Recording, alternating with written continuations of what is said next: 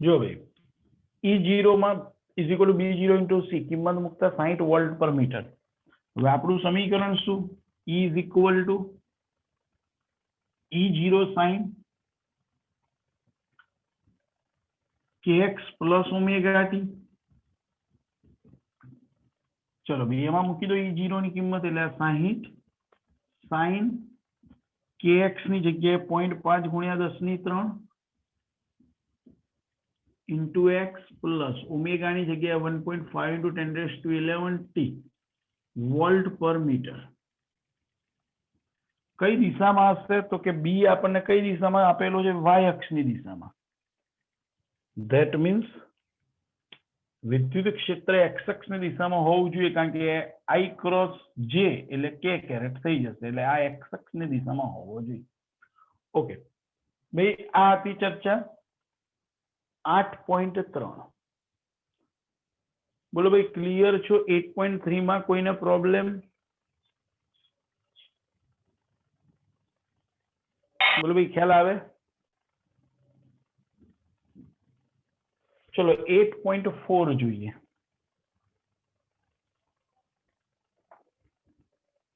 ચલો ભાઈ, ચોથું ઉદાહરણ 18 વોટ પર સેન્ટીમીટર સ્ક્વેર જેટલું ઉર્જા ફ્લક્સ. ભાઈ ઉર્જા ફ્લક્સ એટલે તીવ્રતા, ધ્યાન રાખજો. ઉર્જા ફ્લક્સ એટલે જ તીવ્રતા,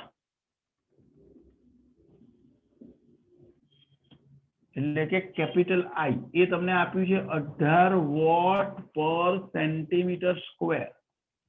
ખબર કઈ રીતે પડી સાહેબ આ ઉર્જા ફ્લક્સ એ તીવ્રતા છે? અમને કઈ રીતે ખબર પડે? તો એકમ પરથી ખબર પડે. વોટ પર મીટર સ્ક્વેર એ તીવ્રતાનો એકમ માટે વોટ પર સેન્ટીમીટર સ્ક્વેર એ તીવ્રતાનો એકમ થયો. પણ સેન્ટીમીટર સ્ક્વેર છે એટલે તમારે મીટર સ્ક્વેરમાં ફેરવવા હોય તો ફેરવી શકો છો. ક્લિયર? ઓકે, આપણે પછી ફેરવીશું. જો આ સપાટીનું ક્ષેત્રફળ 20 સેન્ટીમીટર સ્ક્વેર હોય, ચલો ક્ષેત્રફળ આપી દીધેલું છે 20 સેન્ટીમીટર સ્ક્વેર હોય, તો 30 મિનિટ જેટલા સમયગાળામાં, ભાઈ સમયગાળો આપી દીધો છે 30 મિનિટ, એટલે રિયલમાં 1800 સેકન્ડ કહી શકીએ આપણે. સપાટી પર લાગતું સરેરાશ બળ શોધો. ભાઈ બળ શોધવાનું છે. બળનું સૂત્ર આપણે ભણી ગયા.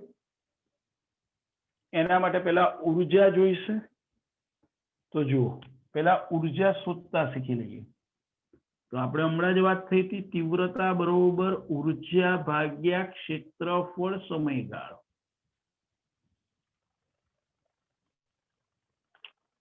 તો તમને ઉર્જા મળી જાય. ઓકે ભાઈ, તીવ્રતા આપેલી છે, ક્ષેત્રફળ આપેલું છે, સમયગાળો આપેલો છે, તો તમને તીવ્રતા મળી જશે. સોરી, તીવ્રતા તો આપેલું જ છે એટલે ઉર્જા મળી જશે. તો જુઓ, તો ઉર્જા ભાગ્યા સમયગાળો શું થશે? ઉર્જા ભાગ્યા સમયગાળો U by delta T is equal to IA. હવે મને એટલી ખબર છે કે બળનું સૂત્ર શું હતું? C વડે ભાગવાનું હતું. યાદ કરો બળનું સૂત્ર. પણ F બરોબર U by C delta T હતું ભાઈ આપણું સૂત્ર. કારણ કે U by C એટલે વેગમાન, વેગમાનનો ફેરફાર ભાગ્યા ડેલ્ટા ટી, આવું સૂત્ર હતું. તો હું U by ડેલ્ટા ટી ની જગ્યાએ શું મૂકી શકું? તીવ્રતા ગુણ્યા ક્ષેત્રફળ ભાગ્યા C. કારણ કે તીવ્રતા ઉર્જા ભાગ્યા ડેલ્ટા ટી બરોબર I into A છે. મેં મૂકી દીધા U by ડેલ્ટા ટી ની જગ્યાએ C છેદના એમને. ચલો બધી કિંમત મૂકી દઈએ. ચલો તીવ્રતા શું છે? 18 વોટ પર સેન્ટીમીટર સ્ક્વેર ગુણ્યા એ શું છે? 20 સેન્ટીમીટર સ્ક્વેર, અને સી શું છે? તે તો આપણે જાણીએ છીએ 3 ગુણ્યા 10⁸ મીટર પર સેકન્ડ. હવે જો સેન્ટીમીટર સ્ક્વેર ઉડી ગયા એટલે આપણે એને મીટર સ્ક્વેરમાં ફેરવાની જરૂર જ ના પડી. જો તો શું થયું 18 ગુણ્યા 20 18 દુ 36 એટલે 360 અથવા આ ઉડાડી દો 3 છંગ 18 તો 6 દુ 12 એટલે 120 ગુણ્યા આ 10 ની 8 ઉપર જાય એટલે 10 ની -8 ન્યૂટન. તમે એને આમ પણ કહી શકો 12 ગુણ્યા 10 ની -7 અથવા તો 1.2 ગુણ્યા 10 ની -6. બોલો ક્લિયર છો ભાઈ? ખ્યાલ આવે દરેકને? હા સર. આથી ચર્ચા 8.4 જો એકદમ સિમ્પલ થઈ ગયું. તમે એને આ રીતે યાદ રાખી શકો. ફરીથી ધ્યાન રાખજો. તીવ્રતા બરોબર મેં સૂત્ર લખ્યું ઉર્જા ભાગ્યા ક્ષેત્રફળ સમયગાળો. એની પરથી ઉર્જા ભાગ્યા સમયગાળો બરોબર I × A. પછી બળનું સૂત્ર લખ્યું F = ઉર્જા ભાગ્યા C ΔT. હવે U/ΔT તો ઓલરેડી આપણે શોધ્યું IA એટલે લખી નાખ્યું IA અને આ CM ના એમ. હવે કિંમત મૂકીને સાદું. ભાઈ આ તો 8.4. હવે આગળ 8.5.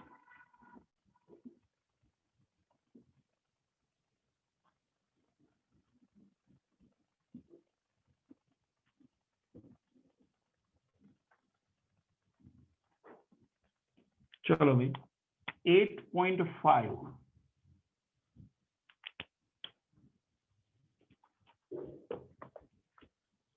100 વોટના બલ્બમાંથી વિકિરણ થી 3 મીટર દૂર ઉદ્ભવતું સમાન વિદ્યુત ચુંબકીય ક્ષેત્ર ગણો. ભાઈ 100 વોટનો બલ્બ છે. પાવર કેટલો છે? 100 વોટ.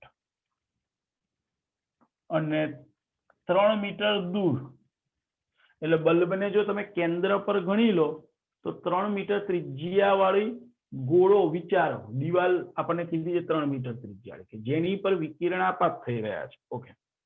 હવે બલ્બની કાર્યક્ષમતા 2.5% છે. ભાઈ કાર્યક્ષમતા 2.5% છે. That means 100 વોટમાંથી 2.5%. 100 વોટમાંથી 2.5% પ્રકાશમાં એટલે કે વિદ્યુત ચુંબકીય તરંગમાં રૂપાંતરિત થશે. બાકીની એ ઉષ્મા ઉર્જા રૂપે વ્યય પામશે. આપણા તો વિદ્યુત ચુંબકીય તરંગની જ વાત કરવાની છે એટલે આપણા માટે તો આ 100 ના 2.5% એટલે 2.5 વોટ એ જ વિદ્યુત ચુંબકીય ઉર્જા ઉત્પન્ન કરે છે. ઓકે. હવે અહીંયા શું કીધેલું છે? તો વિદ્યુત અને ચુંબકીય ક્ષેત્ર ગણો. ચલો વિદ્યુત ક્ષેત્ર અને ચુંબકીય ક્ષેત્ર શોધવાનું કીધેલું છે. ધ્યાન રાખજો.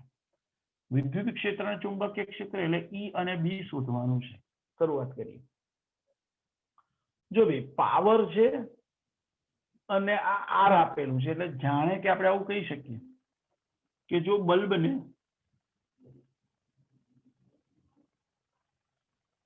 કેન્દ્ર પર ગણી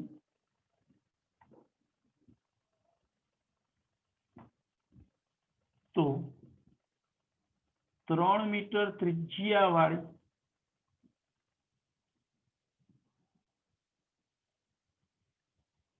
3 મીટર ત્રિજ્યાવાળા ગોળાની સપાટીનું ક્ષેત્રફળ શું થશે?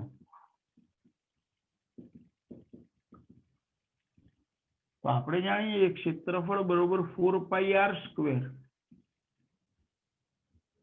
તો 4π એટલે 4 ગુણ્યા 3.14 અને r² 3 નો વર્ગ 9. ધેટ મીન્સ 9 ચોક 36 ગુણ્યા 3.14 લગભગ 100 ની આજુબાજુ થવું જોઈએ. ચોપડીમાં 113 આપ્યું છે. હું 113 લઈ લઉં છું મીટર સ્ક્વેર. ફરી કહું છું બલ્બને મેં આ રીતે વિચાર્યો કેન્દ્ર પર અને 3 મીટર ત્રિજ્યા વાળો મેં આમ ગોળો વિચારી લીધો. બલ્બમાંથી જે કંઈ વિકિરણ ઉત્પન્ન થશે એ આ સપાટી પર આપાત થવાના માટે આ સપાટીનું ક્ષેત્રફળ આપણે ગણ્યું 4πr². ઓકે. ચલો પાવર ખબર છે, ક્ષેત્રફળ ખબર છે એટલે આપણે માત્ર તીવ્રતા શોધી શકીએ એમ છે. એટલે પહેલું કામ કરીશું તીવ્રતા. તો આપાત વિકિરણની તીવ્રતા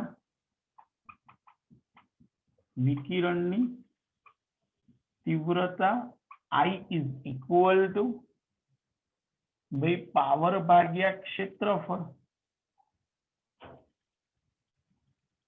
પાવર કેટલો છે? તો કે 2.5. તમે અહીંયા લખી શકો 2.5 વોટ. ચલો ભાગ્યા ક્ષેત્રફળ કેટલું છે? તો કે 113. ચલો ભાઈ 2.5 ભાગ્યા 113, that means 0.022. 0.022 વોટ પર મીટર સ્ક્વેર. ભાઈ તીવ્રતા ખબર હોય તો આપણે જાણીએ છીએ તીવ્રતાનું સૂત્ર I is equal to rho into C. આપણે હમણાં જ લાક્ષણિકતામાં ભણ્યા હતા. અને રો ની જગ્યાએ એપ્સાઇલોન 0 E સ્ક્વેર અને આ C. પણ જ્યારે એનું મૂલ્ય સતત બદલાતું હોય તો તમને સરેરાશ મૂલ્ય મળે એટલે અહીંયા આગળ તમારે RMS વેલ્યુ લેવી પડે. એટલે RMS. That means ERMS square is equal to એને કરતા બનાવો એટલે એપ્સિલોન 0 into C છેદમાં ગયા એટલે I ભાગ્યા એપ્સિલોન 0 C. ભાઈ I 0.022, એપ્સિલોન 0 8.85 into 10⁻⁻12 અને C 3 ગુણ્યા 10⁸.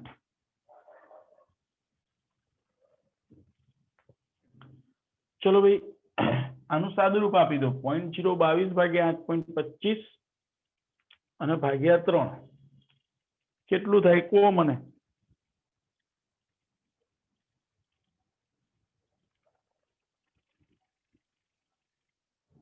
બોલો ભાઈ 0.022 ભાગ્યા 8.85 અને ભાગ્યા 3.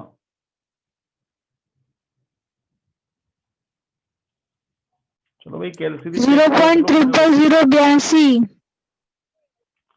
ચલો ભાઈ 0.00082 આવું ધ્રુવીનું કેવું છે. ઘાતાંકની વાત કરીએ તો આ 10⁻12 અને 10⁸ એટલે 10⁻4 ઉપર જાય એટલે +4. ઓકે 10⁻+4.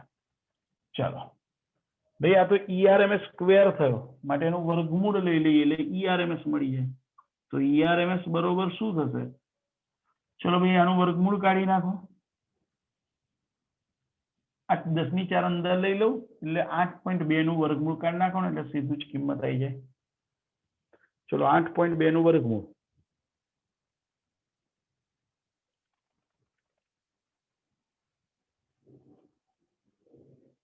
ચલો ભાઈ કેલ્સી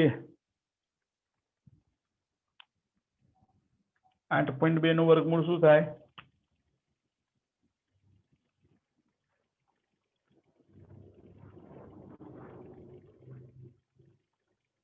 2.86.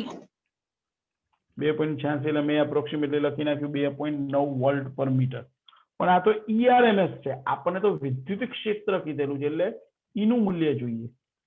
ધેટ મીન્સ અહીંયા આગળ ERMS બરોબર આપણને સૂત્ર ખબર હોવું જોઈએ E0/√2. માટે E0 બરોબર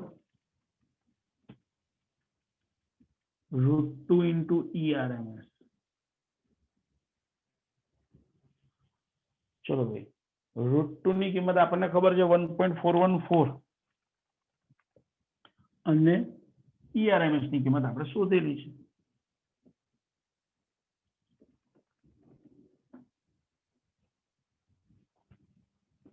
જો ભાઈ E0 is equal to √2 એટલે 1.414 into 2.9.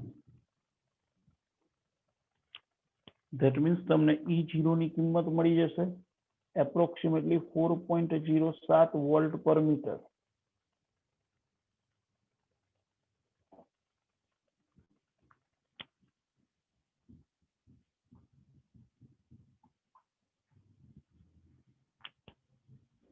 લો E0 તો આપણને મળી ગયા. હવે વાત આવી ચુંબકીય ક્ષેત્ર એટલે B0. તો આપણને ખબર છે B0 બરોબર E0/c. E0 ની કિંમત 4.07. C3 ગુણ્યા 10 ની 8 ને મેં ઉપર લઈ લીધા -8. 4.07/3. that means 0.9 લગભગ આવતું હશે. નહીં, લગભગ 1.4 આવશે ને. આ તો 4/3 છે. એટલે 1.4 × 10⁻⁸ ટેસ્લા. આ B0 થઈ ગયું. તો જો આપણને E0 પણ મળી ગયું અને B0 પણ મળી ગયું. આ વિદ્યુત ક્ષેત્ર અને ચુંબકીય ક્ષેત્ર મળી ગયા આપણને. બોલો, ક્લિયર છો? હવે આ દાખલા માટે આ સૂત્ર ખબર હોવી જોઈતી હતી કે ભાઈ I = ε0 હવે એ ચોપડીમાં થિયરીમાં તો હતું નહીં, એટલે મેં વિદ્યુત ચુંબકીય તરંગની લાક્ષણિકતામાં એની ચર્ચા કરી હતી કે ભાઈ એ કઈ રીતે આવેલું છે, અને તો જ આપણે એનો ઉપયોગ કરી શકીએ છીએ. ફરીથી ધ્યાન રાખી લેજો. મેં શું કર્યું?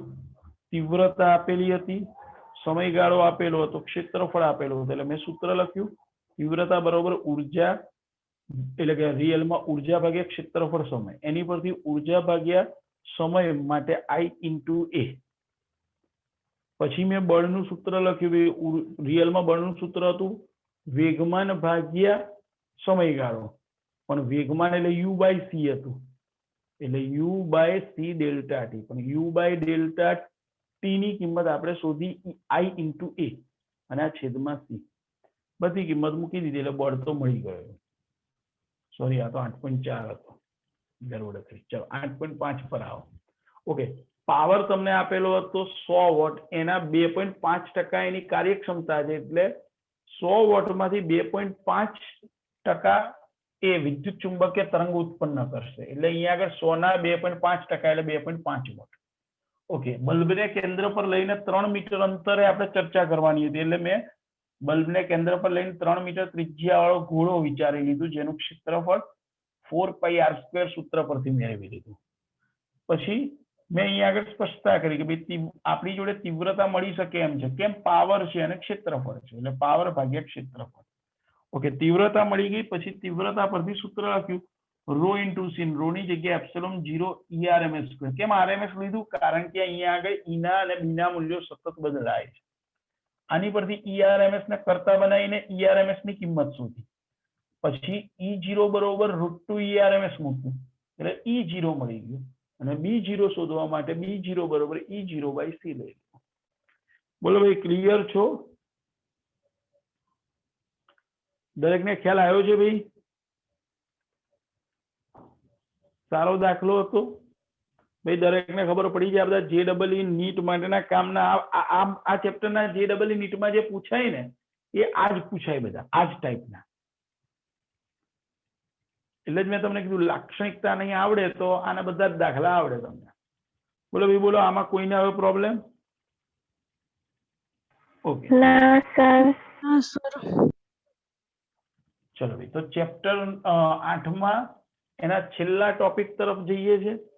વિદ્યુત ચુંબકીય તરંગ માં છેલ્લો ટોપિક વિદ્યુત ચુંબકીય વર્ણપટ. વિદ્યુત ચુંબકીય વર્ણપટ.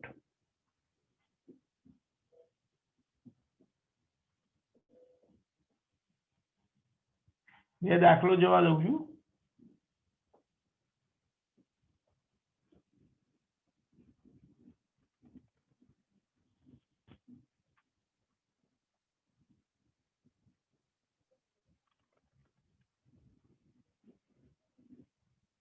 ચેપ્ટર નો છેલ્લો ટોપિક વિદ્યુત ચુંબકીય વર્ણપટ.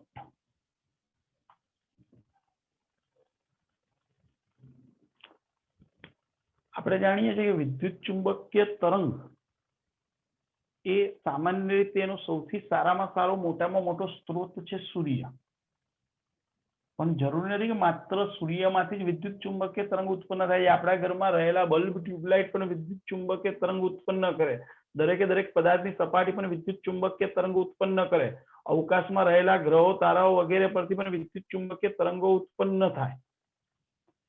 આવા જે વિદ્યુત ચુંબકીય તરંગ જે છે એને અલગ પાડવા પડે. તો એને અલગ કઈ રીતે પડાય? તો કે એને આવૃત્તિ અથવા તો તરંગ લંબાઈ સ્વરૂપે અલગ પાડી શકો.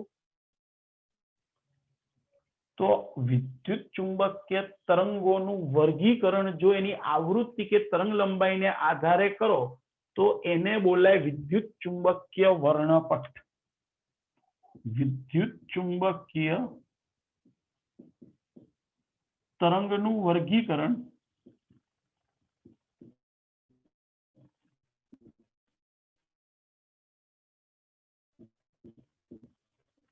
તેની આવૃત્તિ કે તરંગ લંબાઈના આધારે કરવામાં આવે તો તેને વિદ્યુત ચુંબકીય વર્ણપટ કહેવાય. સામાન્ય રીતે આ જે વિદ્યુત ચુંબકીય વર્ણપટ જે છે એમાં સૌથી ટૂંકી તરંગ લંબાઈ ધરાવતું તરંગ એટલે ગેમા તરંગ. સૌથી ટૂંકી તરંગ લંબાઈ ધરાવતું તરંગ એટલે ગેમા તરંગ. સહેજ વધારે તરંગ લંબાઈ ધરાવતું તરંગ એટલે ક્ષ કિરણ.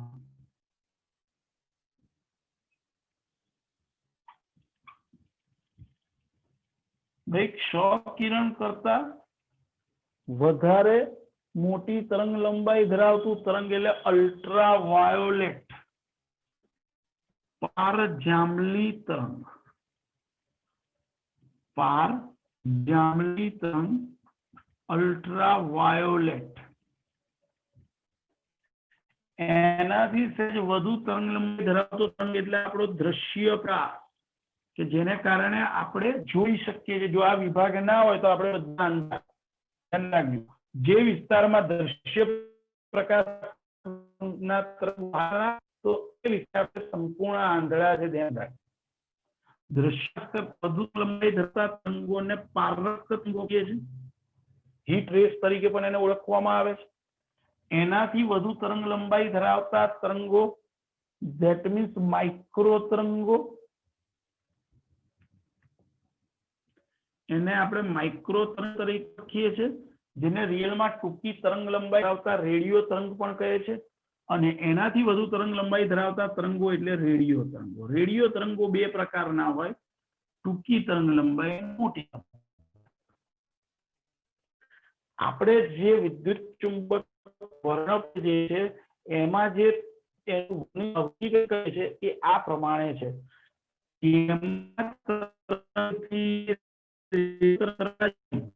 તરંગ લંબાઈ લેમ્બડા વધી જાય.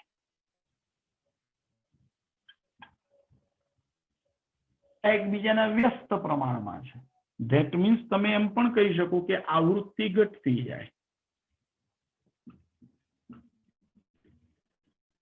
એટલે સૌથી વધારે આવૃત્તિ કોની હોય તો કે ગેમા તરંગ, અને સૌથી ઓછી આવૃત્તિ કોની હોય તો કે રેડિયો તરંગ.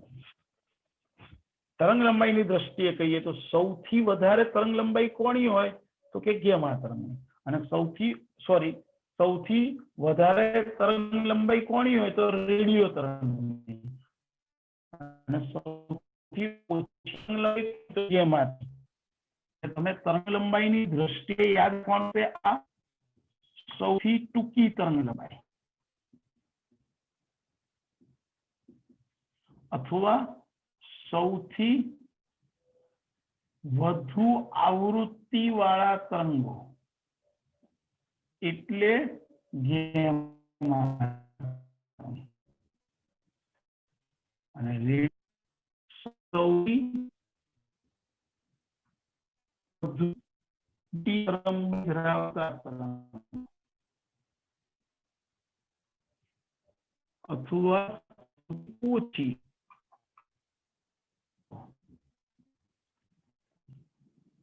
એ રેડિયો તરંગો.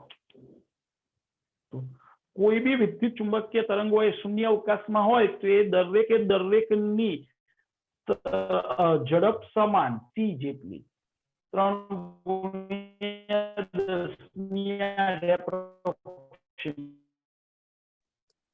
સર તમારો અવાજ નહીં આવતો. માધ્યમમાં બધા તરંગો દાખલ થાય ત્યારે દરેકની તરંગ લંબાઈને અનુરૂપ ઝડપ જો અવાજ નહીં આવતો તમારે? હા બોલો. ના સર અવાજ બી ચોટે છે ને વિડિયો બી. એ અવાજ ચોટે છે વચ્ચે અવાજ અને વિડિયો બી તમારો નહીં દેખાતો.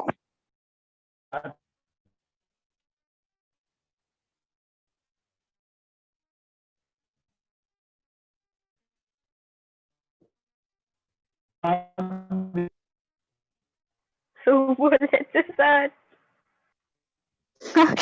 નહીં સંભળાતું.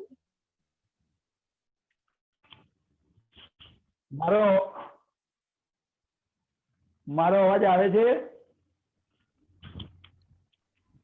હા આવે છે અત્યારે આવ્યો. હમણાં ચોટીને આવતો હતો.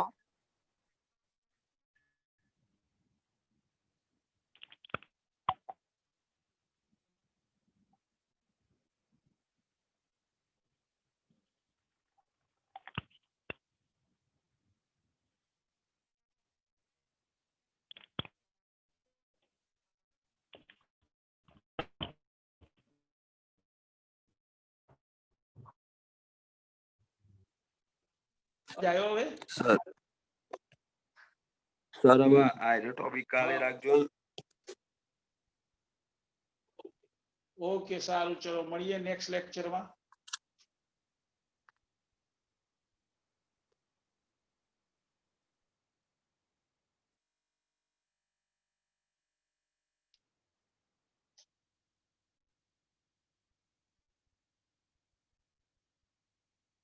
સર લખે છે.